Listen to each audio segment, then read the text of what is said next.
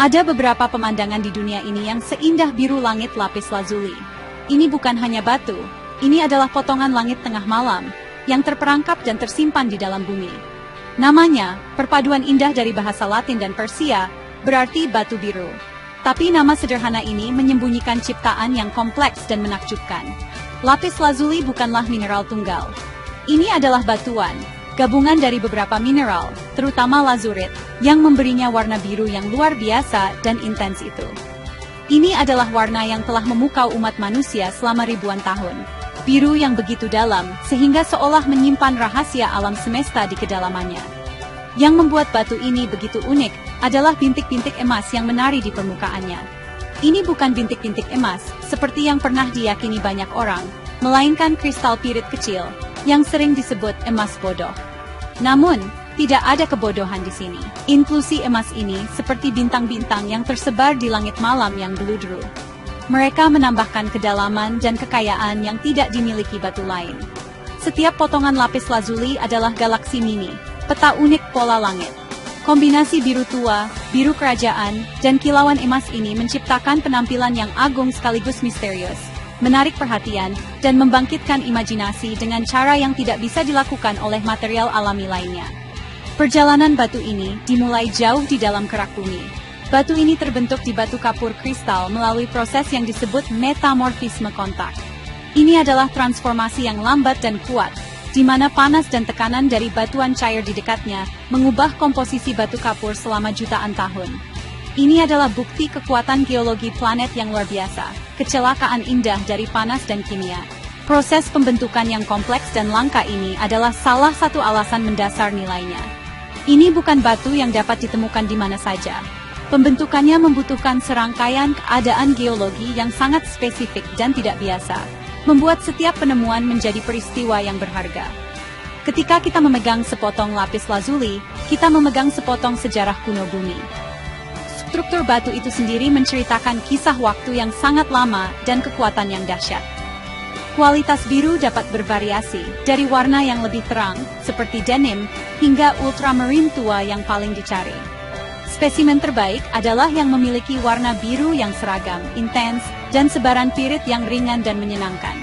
Kehadiran terlalu banyak kalsit, mineral lain yang sering ditemukan di dalamnya, dapat menciptakan garis-garis putih yang mengurangi nilainya.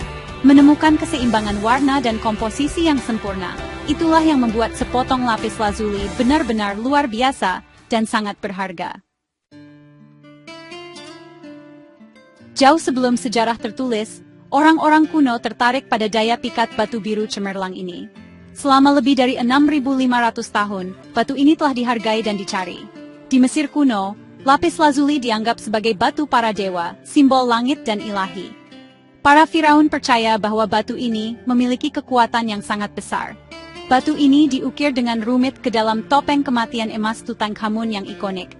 Biru tuanya memberikan kontras yang menakjubkan dengan emas yang berkilauan.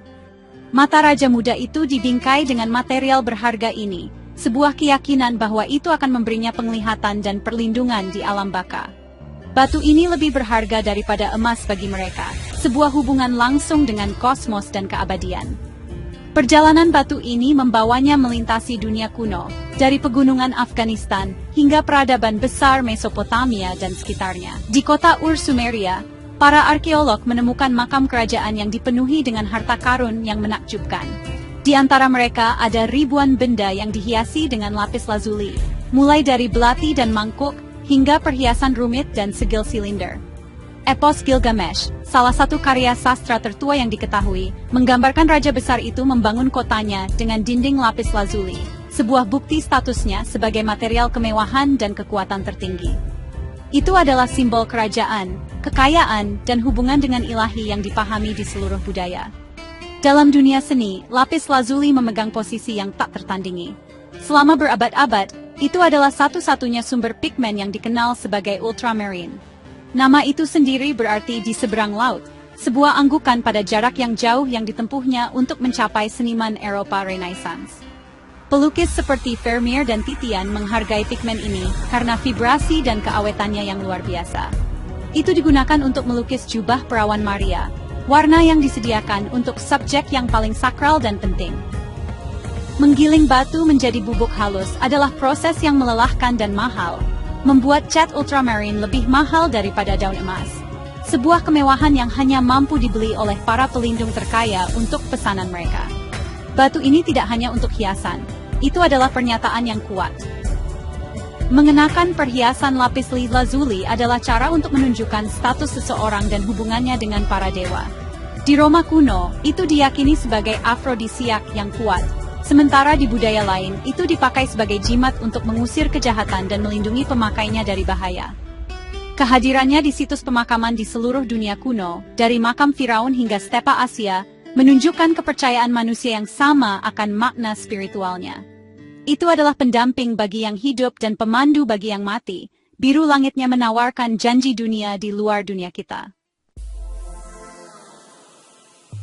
Di luar keindahan fisiknya, lapis lazuli selalu dikelilingi oleh aura mistisisme dan kekuatan spiritual. Bagi banyak budaya kuno, itu bukan hanya batu yang cantik, tetapi kunci untuk membuka kebenaran dan kebijaksanaan yang lebih dalam. Itu sering disebut batu langit atau batu kebenaran. Diyakini dapat meningkatkan kemampuan intelektual dan merangsang keinginan akan pengetahuan. Para bijak dan cendekiawan berpikir bahwa bermeditasi dengan batu dapat membantu membawa kejernihan pikiran, mendorong kejujuran dan kesadaran diri. Itu dianggap menghubungkan dunia fisik dengan alam spiritual, jembatan antara apa yang terlihat dan apa yang dirasakan, menjadikannya alat yang ampuh untuk introspeksi. Keterkaitan dengan kebijaksanaan dan kebenaran ini menjadikan lapis lazuli batu yang sangat penting bagi para hakim dan imam. Di Mesir kuno, hakim agung akan mengenakan jimat lapis lazuli yang diukir dengan gambar Ma'at, Dewi Kebenaran. Itu adalah simbol otoritas ilahi mereka, dan komitmen mereka terhadap penilaian yang tidak memihak. Keyakinan adalah bahwa batu akan membimbing mereka untuk membuat keputusan yang adil dan bijaksana.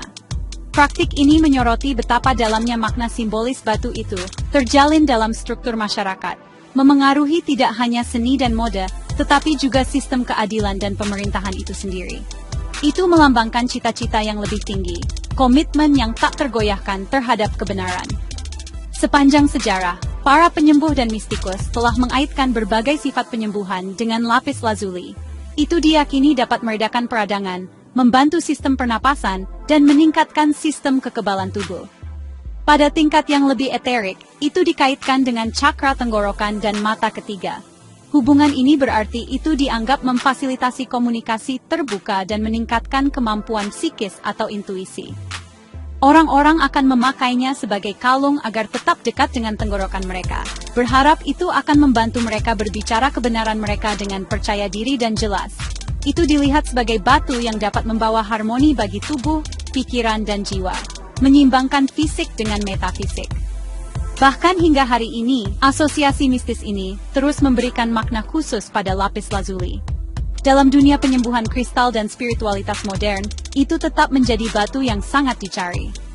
Orang-orang tertarik padanya bukan hanya karena keindahannya, tetapi karena rasa damai, kebijaksanaan, dan perlindungan yang dikatakan dapat diberikannya.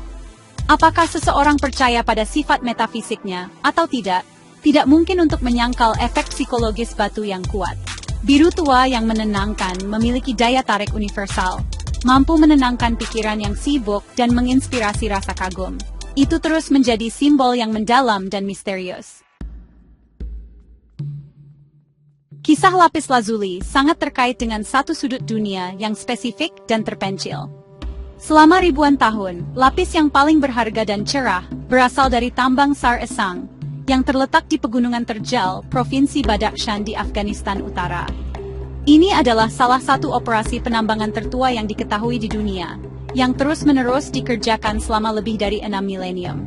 Lanskapnya keras dan tidak kenal ampun, dengan medan yang berbahaya dan cuaca ekstrem. Namun, selama generasi yang tak terhitung jumlahnya, para penambang telah menghadapi kondisi ini, menggali jauh ke dalam pegunungan untuk mencari urat batuan biru cemerlang yang tersembunyi di dalamnya. Jalur perdagangan yang muncul dari tambang-tambang ini sangat legendaris. Lapis lazuli adalah salah satu batu permata pertama yang diperdagangkan secara global. Karavan akan membawa batu berharga ribuan mil melintasi gurun dan pegunungan, membentuk bagian dari apa yang kemudian akan menjadi jalur sutra. Batu itu melakukan perjalanan dari Afghanistan ke Mesopotamia, Mesir, Yunani, Roma dan akhirnya ke Tiongkok dan Eropa. Jaringan perdagangan yang luas ini berarti bahwa batu yang ditambang di lembah gunung terpencil dapat berakhir menghiasi Firaun di Mesir, atau menjadi pigmen sakral di katedral Eropa. Batu itu menghubungkan peradaban yang jauh, benang biru yang terjalin dalam sejarah manusia. Meskipun Afghanistan tetap menjadi sumber paling terkenal, lapis lazuli ditemukan di beberapa lokasi lain di seluruh dunia. Ada deposit penting di pegunungan Andes di Chili, di mana batu itu sering memiliki penampilan yang lebih terang dan lebih berbintik-bintik. Rusia, di dekat pantai Danau Baikal, juga menghasilkan lapis. Begitu pula deposit yang lebih kecil di Angola, Myanmar, dan Amerika Serikat. Namun, tidak ada sumber-sumber ini yang pernah menandingi kualitas dan warna ultramarine yang dalam dan intens dari lapis dari Afghanistan. Tambang Sar Esang terus menetapkan standar untuk batu yang luar biasa ini. Hasilnya tetap yang paling didambakan di dunia. Saat ini, permintaan lapis lazuli terus berlanjut. Itu masih sangat dihargai dalam dunia perhiasan, diukir menjadi manik-manik, cabochon, dan tatahan rumit untuk perhiasan kelas atas.